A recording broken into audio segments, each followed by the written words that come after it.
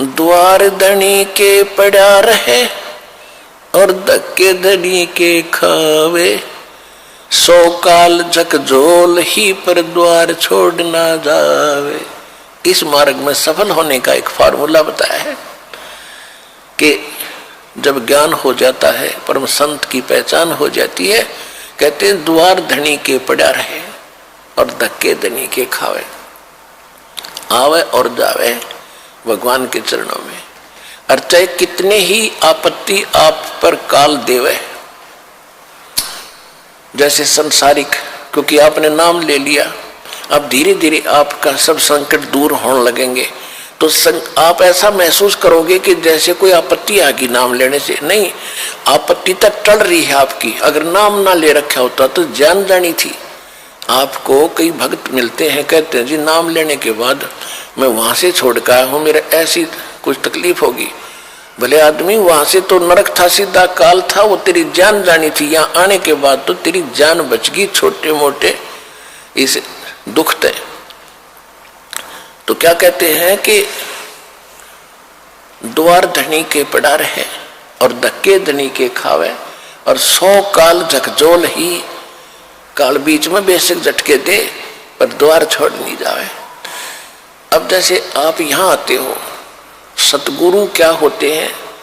एक सतगुरु की उपमा ये भी है कि सतगुरु एक धोबी है और जीव है एक कपड़ा जो संसार के कर्मों में घना मैला हो गया।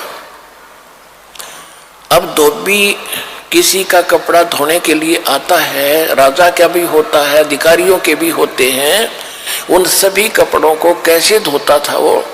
पहले तो उनको जल में भिगोता था और फिर उन्हें पकड़ कर पत्थर पर मट्टाए मट मारा करता, गद्दाए गद, जब तक मैल ना छूट ले, इतने मुक्कियां गिल्ला लातों के साथ, और फिर पत्थर पर पटक पटक मारे।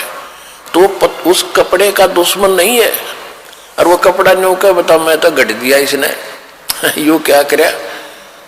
तो वो मैल निकाल रहा है आपके अंदर से, दोष निकाल रहे हैं परमात्मा। परमात्मा की शरण में आने के बाद छोटी मोटी कोई हरकत होती है तो गॉड गिवन समझना कि आपको पटका जा रहा है उस धोबी के गांठ की तरह।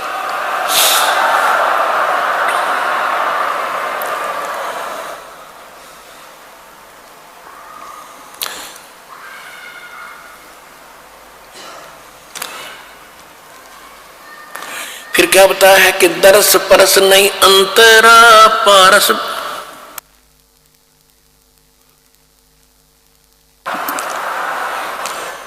दरस परस नहीं अंतरा, ये रूमी वस्त्र बीचे, पारस लोहा एक डिग ये पलटे नहीं अबीचे। अब देखो फिर एक और बात बताई है, कितना गहरा ज्ञान है पुण्यात्माओं। जब आप कोई सूक्ष्म वेद का ज्ञान होगा, आप दांतों तले उंगली दबाया करोगे कि आज तक हमने गीता भी पढ़ी। गीता हम इसलिए पढ़ाते हैं कि आप ये समझ सके कि जो ज्ञान पवित्र गीता जी देते हैं, जो पवित्र वेद बताते हैं, पवित्र पुराण बताते हैं, पवित्र ग्रंथ बताते हैं, वही ज्ञान परमात्मा ने 600 वर्ष पहले लिखवा रखा था। और उनको अशिक्षित कहते थे, वो तो वेद शास्त्र जानते भी नहीं थे। तो इससे सिद्ध होगा कि वो परमात्मा थे जो सब सदग्रंथों के परिचित भी थे, और उनसे भी हटकर जो उनमें ज्ञान नहीं वो भी बता दिया। तो भगवान बिना ये ज्ञान बताया नहीं जा सकता। तो परमात्मा को पहचानने का एक ये भी फार्मूला है, एक पॉइंट है। तो क्या बता रहे हैं? दरस परस नहीं अंतरा, ये रोमी वस्त्र बीचे, लोहा पारस लोहा एक डिग वही पलटे नहीं अबीच। एक पंक्ति में कितना गहराई वर्दी, कितने गुड रहस्य है। क्या बताते हैं कि आप यहाँ सत्संग में आते हैं और जिनके इन वचनों का असर नहीं हुआ तो वो कैसे हैं कि चंदन बन में रंग ला दे, एक चंदन बन में रंग ला दे, एक बांस बिटम्बी ना सींचे।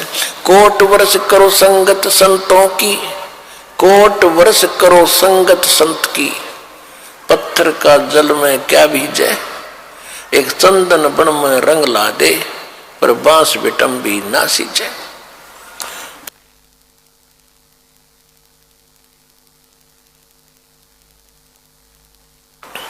क्या बताते हैं कि जैसे सत्संग में भी आते हैं और फिर विकार भी करते हैं, उनके बारे में बताया है कि जैसे करोड़ वर्ष करो संगत संत की, संतों की, पत्थर का जल में क्या भीजे, जैसे पत्थर को जल में डाल दे चाहे 20 फुट नीचे गहराई में, और निकालने के बाद फिर उन दोनों टुकड़ों को तुरंत ही ऐसे रगड़ दो, तुरंत आग पाटेगी, चिंगारी पाटेंगी, निकलेंगी। इससे सिद्ध हुआ कि जल से तो असर होना चाहिए था, वो अंगारी नहीं पाटनी होनी चाहिए थी, नहीं निकलनी चाहिए थी, लेकिन उसके जल का असर नहीं हुआ, वो न्यों का न्यों पड़ा है, एज इट इज विकार उसमें। इसी प्रकार जो सत्संग में आते हैं उनको कहते हैं करोड़ वर्ष करो संगत संतों की, और पत्थर का जल में क्या भीजे, क्या भीगे, और चंदन बन में रंग ला दे, एक बांस बिटम भी ना सींचे। ये सुख संवेद की वाणी है, गरीबदास साहिब जी की वाणी है। क्या बताया कि जैसे चंदन का पेड़ होता है, आसपास के चाहे नीम हो, जंडी हो, कोई पीपल हो, उन सभी आसपास के पेड़ों को अपनी महक छोड़ छोड़ के अपनी सुगंध युक्त कर देता है, और वो भी चंदन जैसी महक देने लग जाते हैं। लेकिन बांस, बंबू जिसकी लाठी बने हैं, कहते वो बांस चाहे उसका साथ उग गया चंदन के, बांस का असर नहीं होता। तो क्या बताते हैं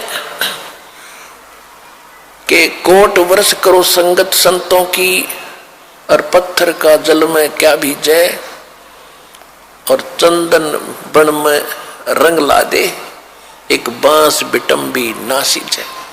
तो जो बांस जैसे और पत्थर जैसे व्यक्ति हैं उनका तो असर हो को नहीं, और नहीं तो परमात्मा की वाणी आपको चंदन बना दिया, और आप ही आगे जा जा के सब न सुनाते हो, आप अपनी महक आगे छोड़ छोड़ के अपने भाई बहन रिश्तेदारों तक ये महक भगवान की छोड़ रहे हो।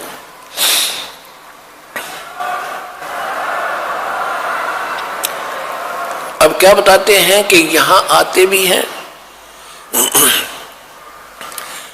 और सही ढंग से लगते नहीं। उसके विषय में बताया कि दरस परस नहीं अंतरा और रूमी वस्त्र बीज। जैसे एक पत्थर होता था जिसको पारस पत्थर बोलते हैं, और उस पारस पत्थर में पत्थर जैसा ही होता है, उसकी पहचान नहीं हो सकती। उसकी पहचान यही है कि जिस समय वो लोहे से टच होता है तो पूरे उस लोहे के उस गट्ठे को, जैसे ये गाडर का बिठा दिया किसी कोने में, गाडर होते हैं ना, गाडर आपने देखे कड़ियों की तरह लोहे के गाडर होते हैं लंबे लंबे, एक गाडर का कहीं भी बिठा दिया, टच कर दिया तो पूरे गाडर को सोना बना देता वो। अब क्या कहते हैं कि उस पारस पत्थर और लोहे के बीच में कतीनों साथ साथ रखे हो, और उनके बीच में इतना अंतर हो जैसे पहले रोम से बनकर कपड़ा आता था, बहुत पतला। आवाज नहीं जा रही बाहर।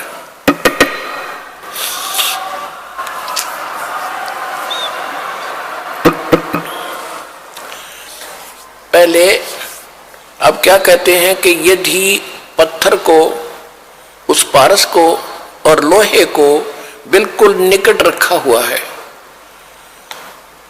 और उसमें केवल इतना अंतर हो जितना रोमी वस्त्र यानी पतली सी वायल होती थी, यानी बिल्कुल बाल से भी कम डिफरेंस भी उसमें हो, आपस में मिलन ना मिले हो, और ये इंतजार कर रहे हो कि दोनों पत्थर भी रख दिया, पारस सोना भी साथ में है, पारस भी रखा है, और लोहा पत्थर सोना बना नहीं। कहते रूमी वस्त्र अंतरा और पारस लोहे बीज, और कहते दर्श परस नहीं अंतरा रूमी वस्त्र बीच, और पारस लोहा एक कर डिग फिर पलटे नहीं अबीच। यानी इतना भी अंतर रह गया तो भी परिवर्तन नहीं होगा, और वो दिखेगा कति साथ रखा हुआ। तो ये कहते हैं जो सत्संग में आते हैं और जिनके इन बातों का असर नहीं हो रहा, तो उनकी भावना भगवान से जुड़ी नहीं है।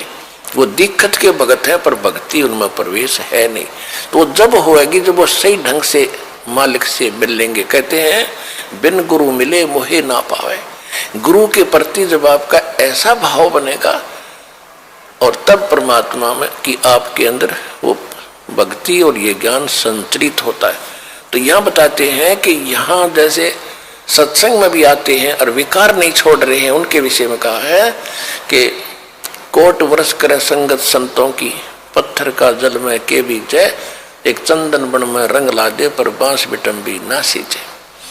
तो आप चंदन हो, आप ये दास चंदन है और आप परमात्मा के पेड़ हो, वो पौधे हो जिनका असर हो गया, और बांस रूपी जो व्यक्ति हैं उनका असर नहीं होता, वो तो काल के जाल में रहेंगे, मरण दे। अब क्या बताते हैं परमात्मा की शक्ति बताते हैं कबीर परमात्मा की कि 9 लख नानक नाद में ये 10 लख को रख तीर, लाख दत्त संगी सदा वो चरणों चर्च कबीर। 9 लख नानक नाद में ये 10 लख गोरख पास, चेलों की गिनती अंत अनंत संत पद में मिले ये कोट तेरे रविदास। रामानंद से लक्ष्य गुरु ये तारे सिसके भावे, चेलों की गिनती नहीं जो पद में रहे समाये। अब क्या बताते हैं कि कबीर परमात्मा वो समर्थ परमात्मा है, परम अक्षर ब्रह्म है, और परम अक्षर ब्रह्म की जानकारी सतगुरु ही देते हैं। वो कितने समर्थ हैं कि 9 लख नानक नाद में आदरणीय नानक साहेब जैसे महापुरुष अच्छी आत्माएं उनके नाद माने वचन के बच्चे हो लिए बहुत गणे दीक्षित हुए, वो भी पार करे 9 लख नानक नाद में, और 10 लख गोरख तीर, और लाख दत्त संगी सदा चरणों चर्च कबीर।